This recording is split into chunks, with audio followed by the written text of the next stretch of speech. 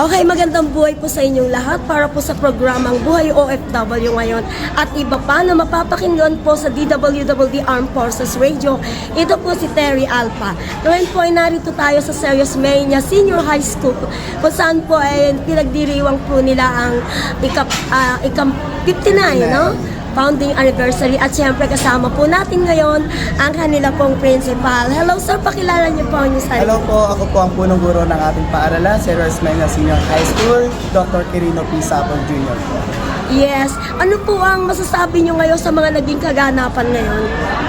Ang ating mga aktibidades po ay pinaghandaan po, hindi po ng isang araw, kundi buwan ang binilang po namin para po maibigay ang the best na experience para po sa ating mga kabataan, sa ating mga mag-aaral, sa mga magulang, sa mga alumni po natin na bumabalik dito sa ating paaralan. Ang pagdiriwang po ng 59 founding anniversary ay milestone sa buhay po ng paaralan. Kaya po ibinigay po namin yung sa tingin po namin best para sa bawat isa.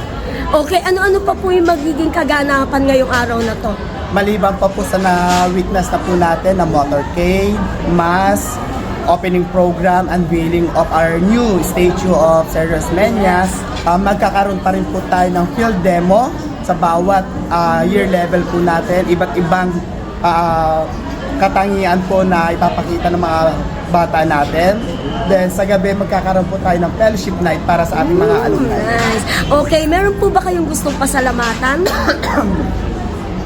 Ako po yung lubos na nagpapasalamat sa lahat ng mga taong tumulong para po sa success ng ating event, particular po sa ating alumni na nag-sponsor po kay Sir Carmelo. So, wala pong tanging pasasalamat po ang aming may babahagi sa oras na ito. Okay, ingin ka na lang po kayo ng inyo pong maling mensahe po sa oras po. Ating pong radio is Armed Forces.